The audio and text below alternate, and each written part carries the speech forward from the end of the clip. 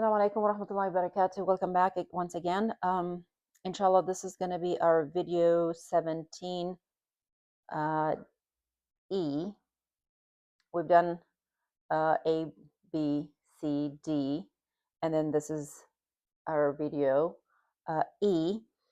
It's a continuation of the prophets that we've been talking about that is appearing in the Quran. The last video we talked about was Yusuf alayhi salam, and we did a little story on him. And then today we're going to be talking about Shu'aib alayhi salam, and we'll go forward from there. As always, please make sure these videos that you guys are listening to, I try to do these videos in order. And so if you have not listened to the previous videos, please make sure that you always go back and listen from the beginning, because these videos are the way it's structured is so we're building one on top of the other. So you have like a nice foundation, and then on top of that, you have another piece of foundation, and then it goes on that way. So if you're not sure, if you have not listened to the videos like video 1, 2, 3, 4, 5, and all of that, I suggest strongly that you should go and listen to those, because as for us to understand the Quran, inshallah, going forward, you need to have that information going forward, because if you don't have that, and then the next videos that will be coming up, I might be talking about certain things like certain words, and I'll be saying like, oh, the root letter is this and that, and you might be confused, like, what is she talking about? I don't understand. So this the reason that I mentioned that it's always a good idea to go back, inshallah, and just listen to those videos. These videos are not very long. They're only like maybe 10 minutes, 15 minutes. Some of them are shorter. Some of them are a little bit longer than that, but nothing, that are like hours or 2 hours long. So it's nothing like that. So it takes very little time to just go ahead, inshallah, and listen to these. All right. So we're going to go ahead and continue today with the story of Shu'aib alayhi salam. Just Shu'aib.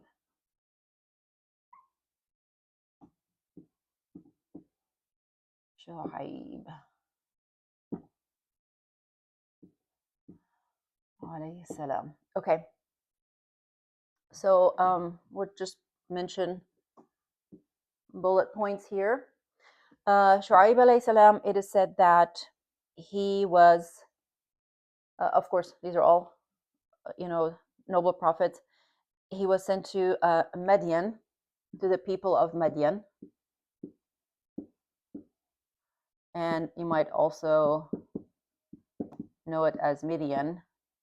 In some texts, it comes up like that. And this is because he came to these people, and his main purpose, aside from being a prophet, his main purpose, because number 2, he was eloquent in his speech, because it was persuasive,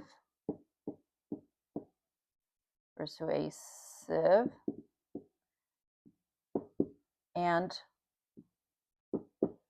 wise, and there was wisdom to it. So he had these qualities in his speech. So when he used to talk, people really did, it was captivating. People would listen. But sadly, that didn't do any good to the people of Madian, because they were so set in their ways. So what they used to do was they had a corrupt economy, and they were cheating people left and right, anything they could do to, steal some from them in any way. And their big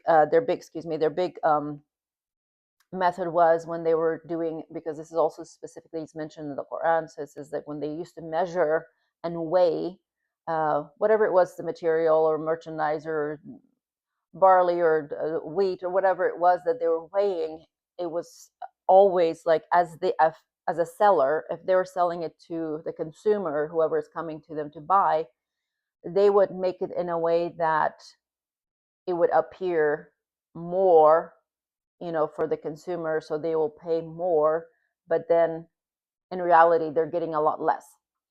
So whether they were adding things to their scales or whatnot, so they're just cheating people. And then if vice versa, so when they were buying something from people, you know they would show more and then they get more money, but in reality that wasn't the case. And so this was the rule of the day, and this was happening all the time. And Allah subhanahu wa ta'ala sent Shu'aib alayhi salam specifically for that, to go ahead and rectify this situation and get rid of this, and tell these people to stop, and of course invite them to worshiping Allah subhanahu wa ta'ala, the only one God. And also what they used to do is they would just wait on the road somewhere. The people would just hide and wait. Basically, highway robbery. That's what they were doing.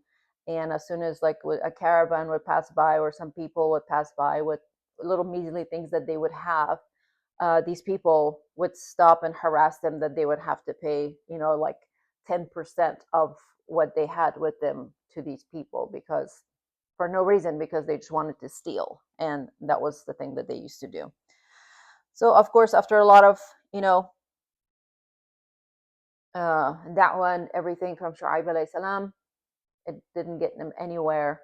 And so Allah subhanahu wa ta'ala finally destroyed all of these people via a very extreme earthquake. And it was said that the earthquake, not only there was an earthquake, but at the same time, the heat, it was a tremendous, tremendous heat. They had like a drought. So everybody was thirsty, and there's no water, and they were extremely, extremely thirsty. And then after that, then they had this extreme, extreme earthquake that completely destroyed them and got rid of everything. And it's another thing that is said that Shu'aib alayhi salam, because he was in Madian, and if we remember the story of, we haven't covered it, but I'm sure we know bits and pieces, Musa alayhi salam, that when he was in Madian, he married the daughter of Shu'aib alayhi salam. So it is said in some of the texts that he was the father-in-law of Musa alayhi salam.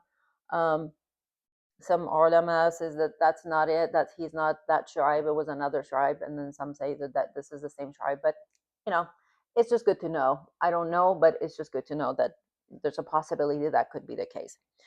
But anyway, so this is all we have for Shu'aib alayhi salam. And the next thing we're going to be covering is Musa alayhi salam. So what I'm going to do is go ahead and erase the board and then come right back. All right, so now we're going to be talking about Musa alayhi salam. And let me go ahead and write this down here. Musa alayhi salam and his brother Harun alayhi salam. And this would be, I think, Moses. And then I believe this is Aaron. Okay. MashaAllah, there's so much to say about Musa alayhi salam. It's appeared in the Qur'an in so many places. There's so much story and text about him. So of course we cannot cover everything, but inshallah I'll try my best to just kind of cover the most important stories. Of course everything's important, but the stories that we're like very familiar, that we can think right away, like, oh, that has to do with Musa alayhi salam, I remember this and this and that. So the first thing we want to talk about is, of course, he was a messenger, one of the noble messengers, messenger and a prophet. Okay. It is said from the text that Musa alayhi salam was a very, very tall, strong, strong man. He was, his skin color was, a little bit darker.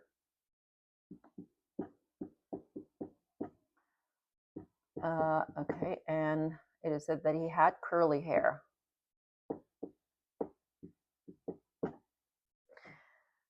Now you're probably wondering, why do I need to know all this stuff? But sometimes I liked sometimes when you tell a story, it's the more detail you give in the story, I think it's a better way to kind of remember it, retain it, that you can recall these things about this person that you're, putting this whole thing together, this story.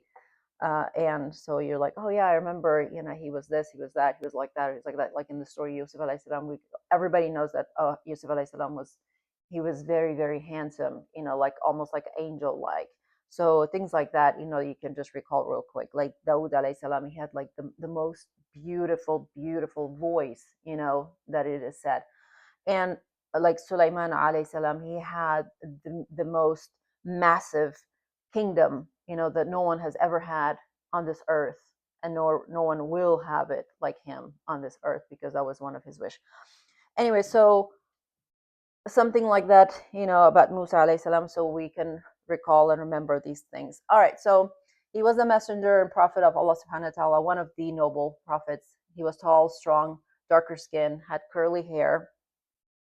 And we know that when he was little, when he was just born, what happened that the Pharaoh at that time, uh, there was a story going around saying that, he had a dream that his kingdom, he's going to lose his kingdom, and he's going to, everything is going to be gone and whatnot. And there's going to be a boy from the, uh, from the Jewish clan that's going to, one day be born, and he's the one who's going to destroy him and all of that stuff. So long story short, from there, and now he's after, so he's like, how do I control this, because he doesn't know who.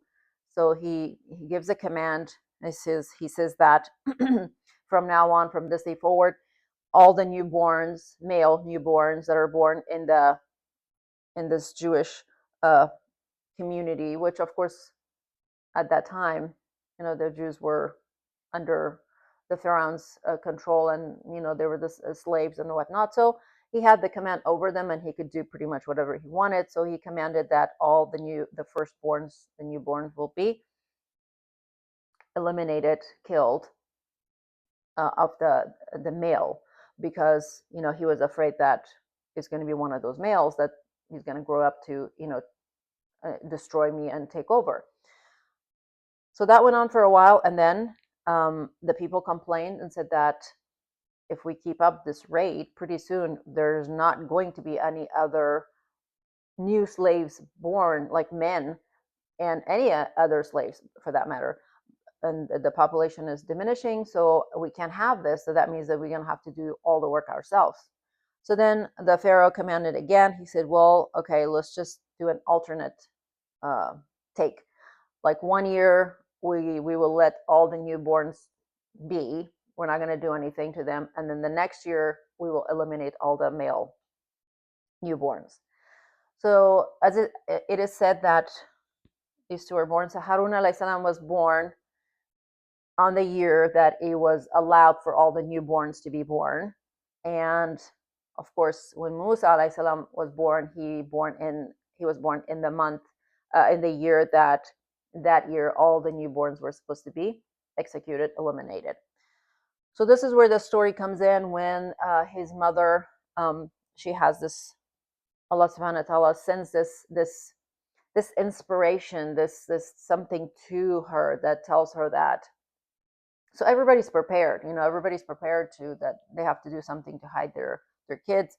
And so is Musa alayhi salam, and she has Musa alayhi salam, of course, and she's terrified and she doesn't know what to do, so she's hiding him. And she it was said to her, that make a little basket or whatever, or a box or something, and put Musa alayhi salam in it. Allah told her to do that, and that he was going to protect him, take care of him, and then one day he's going to bring him back to her.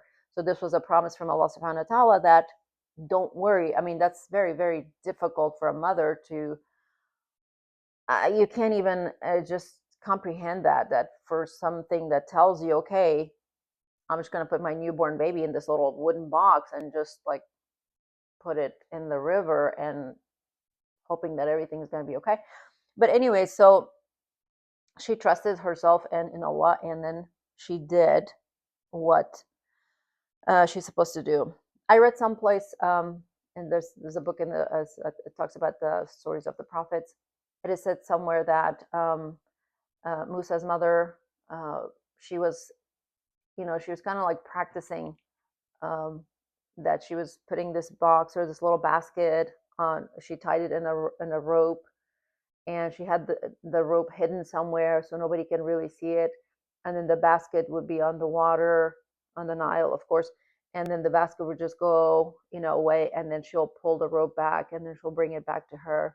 And she was doing this back and forth just to kind of see, so the basket goes away. If they come to see in her house to see if there are newborn babies or whatnot, the baby would be in the basket somewhere in the water. But once when the people leave, then she can, pull and bring it back. So it is said that on that day that she did that, that she put Musa alayhi salam in that basket or box or whatever it was, she forgot to tie the rope back in her house, and she comes back and then she forgets the rope is untied, and the rope just kind of goes. I'm sorry, I'm just checking my microphone, make sure it's still on. And boom, there it is. It's gone, and there's nothing she can do. So she has to, now just contain herself and just wait. So of course, she sends her daughter to kind of follow along the Nile River, and to see where the box goes, and she does, and of course, and Allah willed it, and the box, it just landed by the Pharaoh's house, and they picked it up, and of course, the Pharaoh's wife, she wanted to, keep this child, and long story short, and so they keep him, and she tells her husband, which was the Pharaoh, um, that we want to keep this, because she couldn't have any kids of her own, and she said that maybe this child will, help us, and be a coolness for our eyes, and we can raise him as our own, and all of these things, and maybe she can, the boy can help us and whatever at home, and all these excuses she give, because she really, as soon as she saw Musa alayhi salam as a little baby in that box, when she opened it up, she totally fell in love with him because he's a prophet, so she fell in love with him, and that's why she wanted to keep this little boy. And so finally, the Pharaoh accepted and agreed, and he's like, okay, fine, whatever. And so now Musa alayhi salam is being raised in the Pharaoh or Pharaoh's household. So it's so amazing to think that here's Pharaoh or Pharaoh, who it was so terrified of this person. He was killing all of the firstborn, not knowing that the one that's gonna destroy him is in his own house. He's raising him in the best manner, in the best way. So anyhow, so Musa alayhi salam grows up, and he becomes, mashallah, a very strong man. And so he's out and about, one day, and he sees in the distance that there's a couple of people fighting, and he goes over there to figure out what's going on. And one of them is from the Coptic Jews. It was a Coptic man, and then a Christian man, and a Jewish man from the Israelites. They were fighting amongst each other. Musa alayhi salam, he's trying to break up the fight, and he said, "What's going on?" And excuse me, and the Israelite, the man said that he was doing this to me and zigzag to me. So, anyways, he's trying to break the fight, and then I guess the Coptic man, he says something to Musa alayhi salam, so he just kind of like punches him, and to kind of like break the fight. But of Allah willed, and his punch was very, very strong, and of course the man falls dead, and he dies because Musa was very strong. Anyways, he dies, and now it's like he's afraid. It's like, oh my god, what happened? This is the work of shaitan. I didn't mean to kill him. I just wanted to, like, break the fight and like push him, or whatever happened.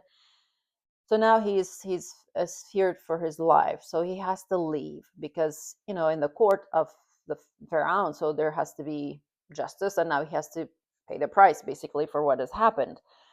So somebody comes and tells him that they're planning behind your back. The the Pharaoh and his cabinet people, they're all plotting to get rid of you, to kill you, because you killed a man, and so you need to leave. So Musa alayhi salam, he's very, very worried and scared. So he leaves. He leaves the Pharaoh's household and everything, and he starts just leaving. He just leaves the whole city, and he just walks off. And he just goes on, and he has no idea what direction he's going, but he has to just leave because immediately, because otherwise he would have been in trouble.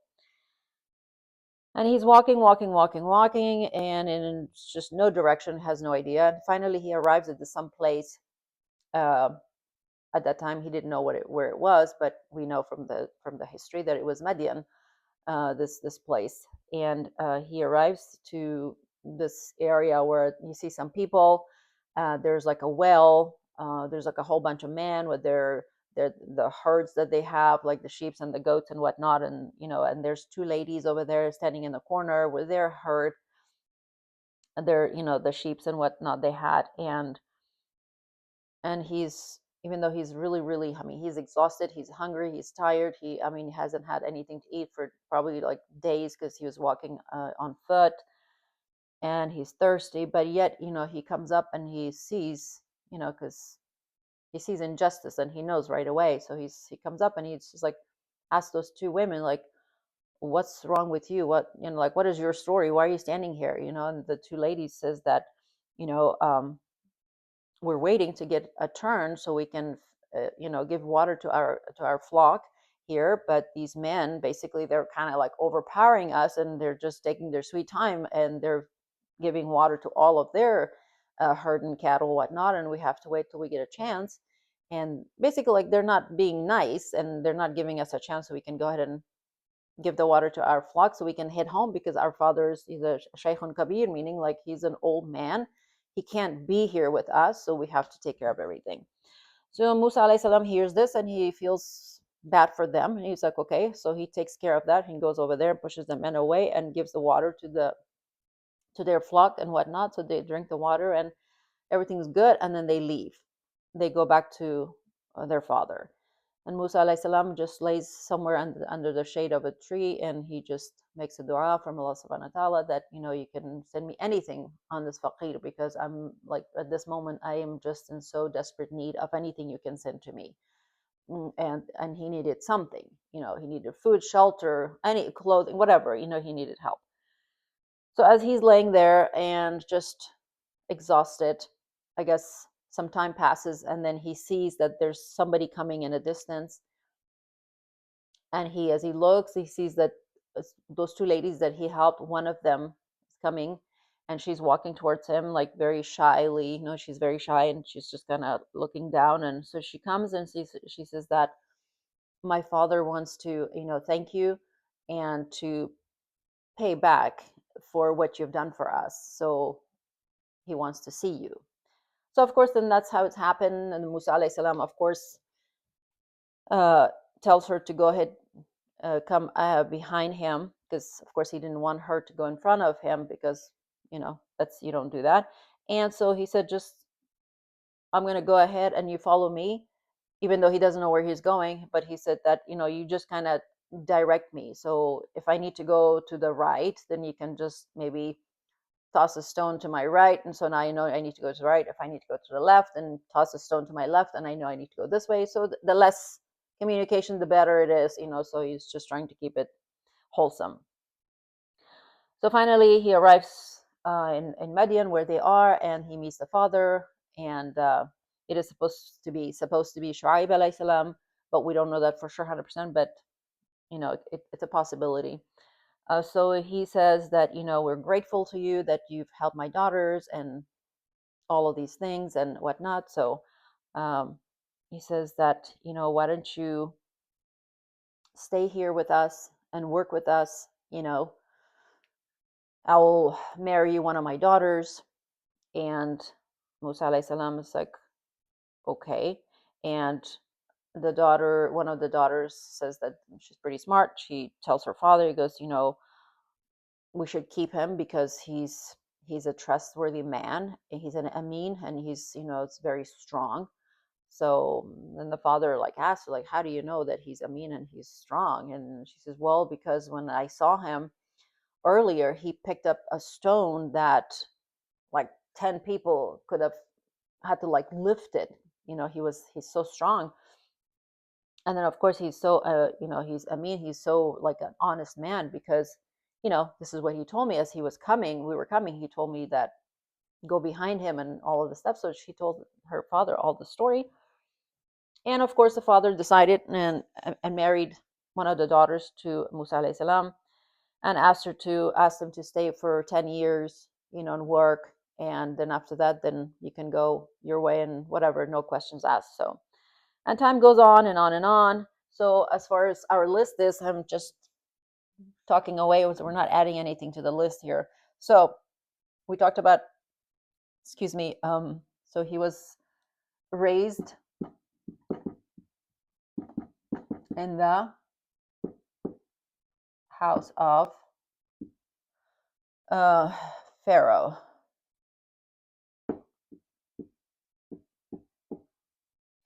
And he basically punched a man and killed him. That was the reason that he had to leave and migrate to travel to Madian.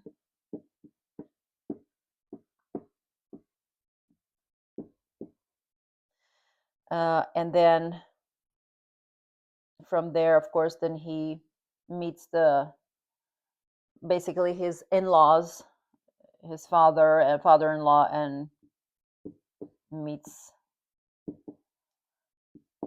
his future wife and family. And so till this point, everything is going okay. And now he wants to go back. It's so much time has passed, 10 years plus, so many years passed. So he wants to go back and just kind of see,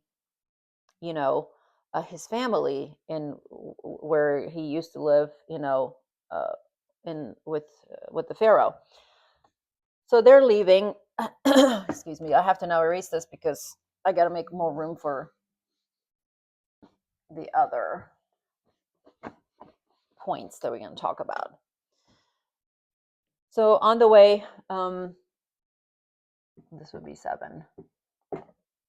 On the way, as they're walking, you guys have to keep in mind everything is like desert, just land, desolate lands that at those times that they're walking. Of course, Pharaoh had the mansions and all of that, but anything else around it was just nothing. So they're in this desert. They're walking, Musa alayhi salam with his family, with his wife and his kids and whatnot. So it seems like they're kind of like lost, because it's kind of getting dark, and it's kind of cold, and so they don't really know what direction they're going. And so sees a light. So Musa alayhi salam, he sees a light in the distance, and he sees it, and he tells his family to just wait here. You guys just wait here. I'm gonna go. There's a light here, so I'm gonna basically go over there and ask. Maybe there's some people there. Somebody, if there's a light there, there's kind of like a fire flame or something. There must be someone or some people around it. And I'm gonna go over there and see if we can find some directions, or maybe I can get some help and as to where we are, where we need to go, or or something, or bring some food, or if nothing else, at least I can take some of their fire and bring it back so to up for us, so we can at least warm ourselves till morning to see what happens or where we are. So long story short, the family stays. Musa alayhi salam goes to this light, to this fire, and of course, this is where the burning bushes, burning bush, where it's supposed to be. He is meeting, speaking to Allah subhanahu wa ta'ala. It is, Allah subhanahu wa ta'ala talks to him, and this is where the title uh, of Musa alayhi salam, I think it says kalam, yeah, kalamullah,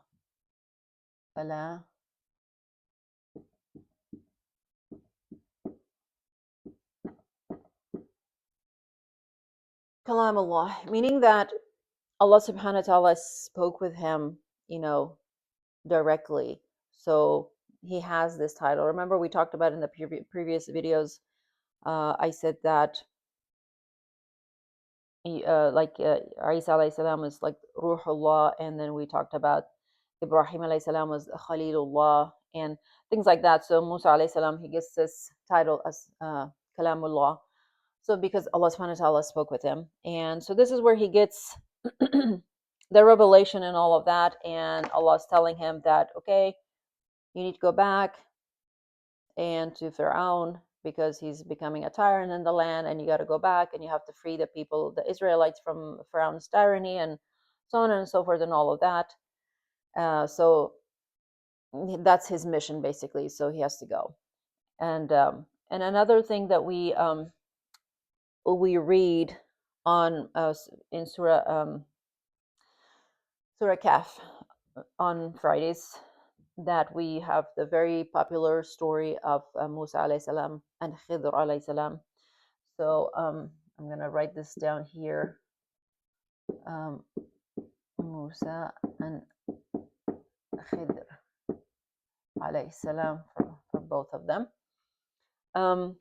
That's the story that this takes place. And I think this was the context of this was something happens, and it is asked that who's the most knowledgeable man amongst you, and I think Musa alayhi salam was there, and he said that he is. And then something happens, and then Allah subhanahu wa ta'ala is trying to teach Musa alayhi salam and tell him that there's someone that could be more knowledgeable than you. So he tells them that you need to go find this person. I'm going to give you this hint as to where you're going to go and find him, and basically you're going to like follow him, follow his wisdom, so you know that there's somebody that's more knowledgeable, has more wisdom than you think that you know everything. So subhanAllah, even though he's a prophet of Allah, but Allah subhanahu wa ta'ala is telling him and making him more humble, like, okay, be humble because there's someone could be above you who is more knowledgeable. So anyways, the story goes, and then Musa alayhi salam is supposed to follow this path between the two seas, and he's supposed to take a basket with a fish in it, and he goes with the ghulam, with his helper, and when they arrive there at between the two seas, and they get tired. So the whole story is in Surah Kaf, but I'm just going to give you little bits and pieces. I'm not going to go through the whole story of Khidr alayhi salam and Musa alayhi salam, but just know that took place also. They fall asleep, or they take a break, or they fall asleep, something happens, the fish comes out of the basket and goes back into the water, and the next minute when they wake up, they're hungry, and they've walked away for so many miles. Musa alayhi salam says to the young boy, he's like, okay, bring our food now, because we're very, very tired, from all this walking and stuff, we're exhausted. So the little boy says that, you know what, we forgot the fish back there when we were like sleeping. We took a nap, we put our heads on the rock and we fell asleep, and then I saw the fish came out and it went back to the sea in a very odd way.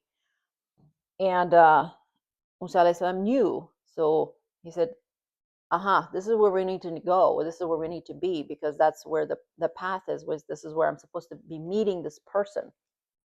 So they go back, retracing their steps. They go back, and then they finally, Musa alayhi salam meets Khidr alayhi salam, and he says that, may I follow you and learn from you? And Khidr alayhi salam, of course, he knows, and he says, how are you going to follow me? I know you're not going to be able to, you know, tolerate it or stay quiet. And Musa alayhi salam insists, and he's like, no, no, no, I promise, I'm going to stay quiet and I'm going to follow you. I'm not going to say anything. So Khidr alayhi salam says, okay, do not ask me anything until I tell you, and that's it. So he agrees, and then they're walking off, and the first incident happened, and where the boat, and they put a hole in it, and the story is like they go across, they have to cross the sea, both of them, and they don't know how to get to the other side. So there's a boat that comes, and they basically gave them a free ride from one side to the other side. During the time that they were on the boat, Khidr alayhi salam, made a little hole at the bottom of the boat, just a tiny little hole, enough for the water to come in. And as they're getting off the boat, Musa alayhi salam asked Khidr alayhi salam, like, how can you do that? These good people that they gave us this free ride, and they took us from that side of the ocean to this side for free. They didn't ask anything in return, and this is how you repay them, And then that's where Khidr alayhi salam says that, you know, I I told you that you're not going to be able to be, patient with me and not ask questions, So he reminds them that, I remember we talked about this, that don't ask any questions, and until I tell you. And then Musa alayhi salam is like, oh, I'm so sorry, I forgot. Okay, and then they go on, and then they meet a little boy where he kills him, and so on and so on. The whole story goes forward until at the end of it, then where Khidr alayhi salam says that, okay, this is Faraq bayni wa baynik, meaning that this is the path between you and me. This is where we're going to stop. You're going to go your way, and I'm going to go my way. But before I do, I will tell you the reasons behind why I did these things. Meaning, to prove a point that his knowledge is above his knowledge, and Allah knows best. He has the best knowledge of everything. So, anyways, so that was the story of Khidr and Musa alayhi salam. And finally, then Musa alayhi salam, he was able to uh, lead all the Israelites out of Egypt from Pharaoh's tyranny, and they were freed. So they took him all. He parted the Red Sea. That was the other one that was given to him. Parted the Red Sea. Allah subhanahu wa ta'ala, by his will, that happened. Sorry, I have to check, make sure. Yes. And he led the Israelites to the other side. And then when Pharaoh and his army wanted to follow them, and they got into the sea, and halfway in the sea, then by the will of Allah, the waters from both sides crashed back down and drowned all of Pharaoh's people, Pharaoh and his people, and all of that. And Pharaoh's body was basically saved in the water for many, many years, and it is said that it goes around in different museums nowadays. And this was a sign from Allah subhanahu wa ta'ala to preserve his body, as a sign, as a lesson for us human beings to come. And anyways, so that happens, and the story goes on and on and on. And so we're not really talking about prophets. I would love to talk about it, but since we're just giving like little bits and pieces, so I'm going to have to just kind of like wind it down. And so that was the whole idea, that for him to take people of Israelites out of Pharaoh's tyranny, and he did that. He was successful with that. And then he's waiting, wandering in the desert for 40 years, because people are always asking for something else. The Israelites were like not satisfied, not happy. They wanted more of this, more of that. And, so that's why they got to the promised land, and they were asked to go in, and they didn't want to go in because there was people in there. They're like, we're not going to fight here. We're just going to sit back here. You and your God go over there and fight. And then when it's all free and good, then we'll come inside. And that never happened. So, and then finally, then Musa alayhi salam, since he was not able to get to the promised land, but he made a dua before he passed away that, Ya Allah, at least make me to be like a stone throw away from the land that he so wanted to get to that land. And it is said in the books of tafsir and stories of the prophets that he was literally within a stone away, throw away from that land, and he was buried somewhere on the outside on the red hills, where his burial place for Musa alayhi salam is. All right, so we will inshallah stop here until next video. Assalamu alaikum.